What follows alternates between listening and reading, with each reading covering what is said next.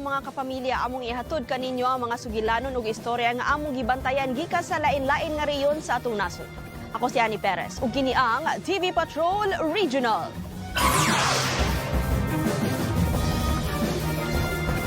Ala!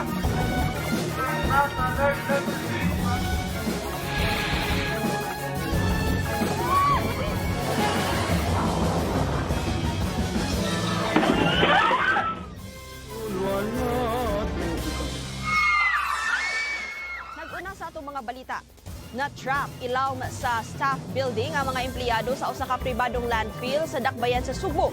Human dahili ang basura nga naa sa likod ini. Ala!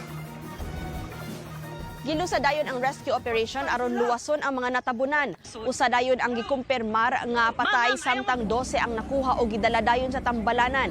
Gipangita ang kapin sa 30 pa nga mga empleyado. Sa inisyal nga pakisusi naasa na po kaandana na ang gitason sa landfill.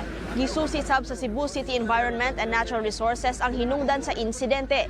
Nisaad ang tag-iya sa pribadong landfill nga mohatag og tabang sa mga kabanay nga naapektuhan sa pagdahili sa basura.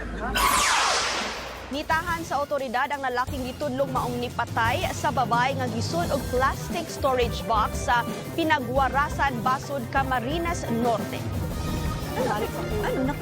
Nakaplagan ang patayng lawas sud sa storage box nga naglutaw-lutaw sa sapa niya atong Sabado. Nakakuha og CCTV footage ang pulis ug nakit-an ang lalaki nga nagbitbit og storage box sa bus terminal sa Calamba, Laguna. Nisakay sab ni og tricycle. Gani nagpatabang pa siya sa konduktor sa bus nga aswato ng iyang box ug ibutang sa compartment. Nailhan ang biktima nga si Aneles Agokoy nga taga Katarman, Camiguin. Nagpuyo siya sa usa ka apartment sa Cabuyao, Laguna ug kauban sa sospek.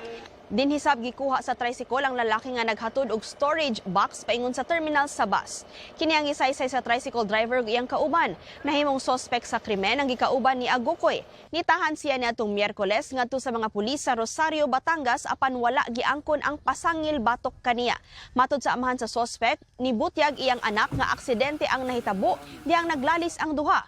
Apan wala ni magtakdo sa investigasyon sa pulis kay kun basihan ang autopsy report, asphyxia by suffocation ang gikamatyan sa biktima. Gipasakaan og kasong murder ang sospek nga karon gibalhog sa Cabuyao Detention Facility. Gisaka sa Alert Level 3 status ang Bulkang Mayon tungod sa sagunson nga pag-alboroto sa niaging simana. Nagsilang sa Alert Level 3 ang Mayon Volcano. Ipabakwit dayon mga residente gikan sa lain-laing barangay nga nasud sa 6-kilometer radius permanent danger zone. Nigawa sa baba sa bulkan ang pyroclastic density currents kon PDC nga mas nailhan nga uson. Paspas nga nidagayday panaog sa bulkan ang nagsagol nga init nga volcanic materials sama sa bato, abo ug aso. Duna say namatikdan nga rock fall events. Duna say ashfall apan nipis ra ni ug nahulog sa Daraga ug Legazpi City. Dungan sa Bulkang Mayon, nibugasab og abo ang Bulkang Canlaon sa Negros Island Region Miyerkules sa hapon. Nakuha og time-lapse video ang ash emission o ang pagbuga sa abo nga niabot og 9 kagatos ka metros ang gitason. Kasamtangang gisaka sa Alert Level 2 status ang Canlaon. Buot pasabot ini, gidili ang pagsud sa 4 ka kilometrong permanent danger zone. Gibaha ang pipila ka dapit sa lain-laing probinsya tungod sa uwan nga gidala sa shear line. Sa unang adlaw sa pagbalik eskwela, gilabang sa mga magtutudlo sa Polot Integrated School ang kusog nga bulog sa sapa dala sa bunok sa uwan sa Mobo, Masbate. Tungod sab sa kusog nga uwan, nidahili ang bahin sa sementeryo sa barangay Inalmasinan sa Caramuan, Catanduanes. Pipila ka pungtod ang gianod og nangaguba.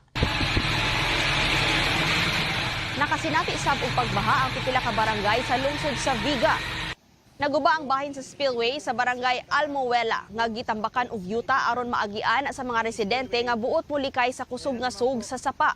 Di sab maagian ang Obos Spillway sa lungsod sa San Miguel. Human niawas ang Bato River nga nag-inusarang agianan pasud sa 5 ka barangay. Gisuspindi sab ang biyahe sa mga barko sa Bantayan Island, Cebu. Tungod sa kakusog sa hapak sa bawd, naglisod sa pagsuod ang mga sakyanan sa Roro vessel. Samtang 13 ka barangay ang gibaha sa Hipapad, Eastern Samar. Gibaha ang municipal gym, lakip na ang opisina sa pulis ug bumbero. Napugos ang mga residente nga magbangka na lang. Lakbayin na la! Gilabang sab sa mga residente ang hanging bridge nga naabtan sa baha gikan sa niawas nga sapa sa barangay Baha, Calbayog City sa Samar. Gibaha sab ang pipila ka bahin sa Northern Samar. Lapad nga pagbaha sab sa lungsod sa Las Nevas ug nakuwaan ni sa bayan patroller nga si Gibby Luz de la Torre. Ingon man sa mga karsada sa barangay Ninita sa lungsod sa Mondragon. Nahasol ang mga tinunan ug mga magtutudlo dihang gibaha ang Katarman National High School. Daw murag sapa ang school compound. Bisan mga lawak gisud sa baha. Naluwas ang 20 ka turista ug 3 ka tripulante human nga nalunod ang gisakyang recreational boat sa dagat nga sakop sa San Pascual, Masbate niadtong Enero 3.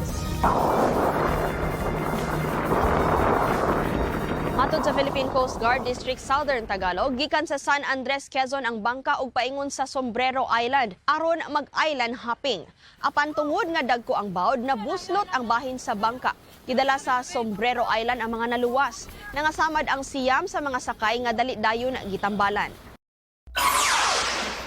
Napuno sa mabulukon nga mga sanina ug mga maanindot nga float ang pagsaulog sa ika-93 nga Aguman Sandok Festival sa Minalin, Pampanga. Tinuig nga tradisyon sa taga Minalin matag unang adlaw sa tuig. Highlight sa kasaulugan ang pagsulog og binabay sa mga lalaking Manilenyo nga murampa sa kalsada. Doon na say musakay sa mga float. Tumong ini nga hatagan og respeto ug pag-ila ang mga babay pinaagi sa kalingawan ug arte. Gibida sab ang inclusivity, gender equality ug pagkahiusa sa mga residente. Sa among pagbalik, traslasyon sa Jesus Nazareno gihimo sa lain-laing probinsya. Kanauguban pang mga balita gikan sa lain-lain nga reyon at ang isa pagbalik sa TV Patrol Regional.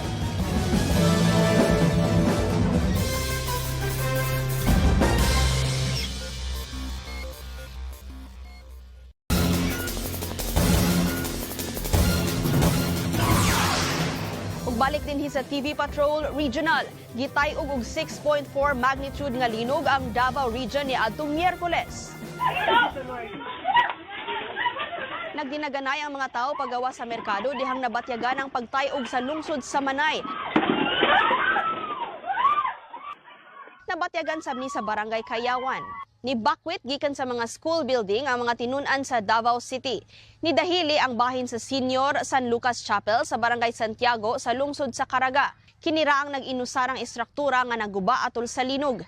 Natala ang 173 ka aftershock matod sa Fivox Region 11 human ang linog. Gisuspende sa mga klase sa Davao Oriental. Wala hinuoy samdan atol sa linog.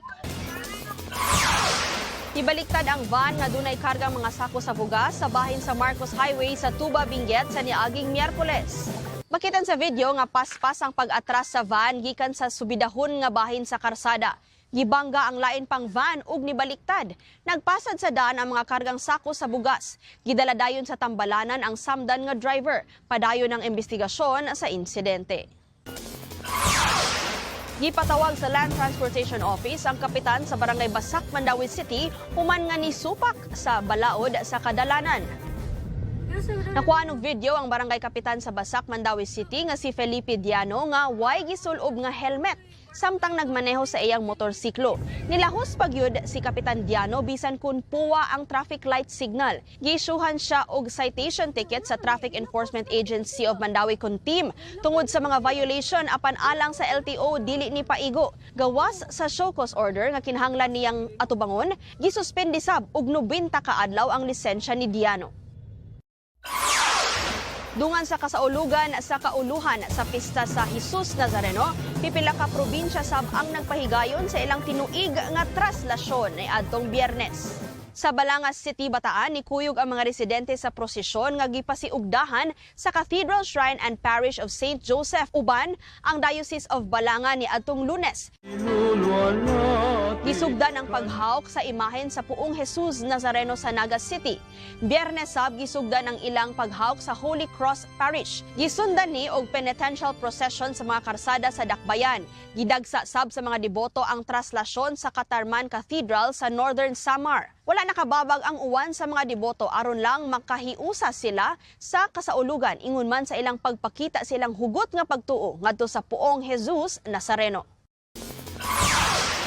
Niabot og halos 300,000 kadiboto ang nisalmot sa Penitential Walk with Jesus ingon man sa opening salvo mass alang sa pagsugod sa kasaulugan sa pista sa Santo Niño de Cebu ni adtong Huwebes.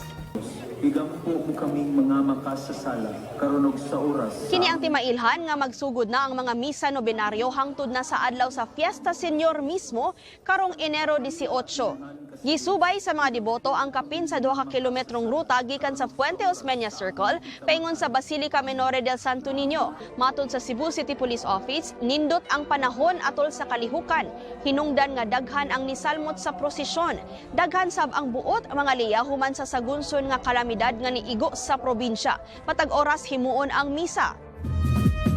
Samtang gisugdan na sab sa Cebu City LGU ang mga kalihukan alang sa Sinulog 2026. Gihimo ang street parade gikan sa Basilica Menore del Santo Niño hangtod sa Cebu City Sports Center. Si Cebu City Mayor Nestor Archival ang nangu sa pagbukas sa usa ka semana nga mga kalihukan nga tapuson sa Sinulog Mardi Gras sa sunod nga Domingo. Matag tuig dagsaon sa mga bisita ang Sinulog Festival nga halad sa Santo Niño de Cebu kansang imahen gida sa nasod niadto pang 1521. Sugbuanon og taga Isabela ang nasud sa top 10 alang sa 2025 bar exams. Gipagawa sa Supreme Court niadtong Miyerkules ang listahan sa mga nakapasar. Nasa ika-unom nga pwesto si Joey Loyloy Umpad nga anak ug mga mananagat. Nag-inusara siyang sugbuanon nga lumad nga taga Bantayan Island. Gikan sab sa Kabatuan Isabela ang naa sa ika-9 nga pwesto nga si Richmond Lucas. Usa ka registered nurse si Lucas. Iyang giangkon na himong hagit sa iyaha nga humanon ang iyang pagkuha sa kursong abogasya. Ika-14 sab ang taga Malaybalay City Bukidnon nga si Jerilyn Anoos Gascon.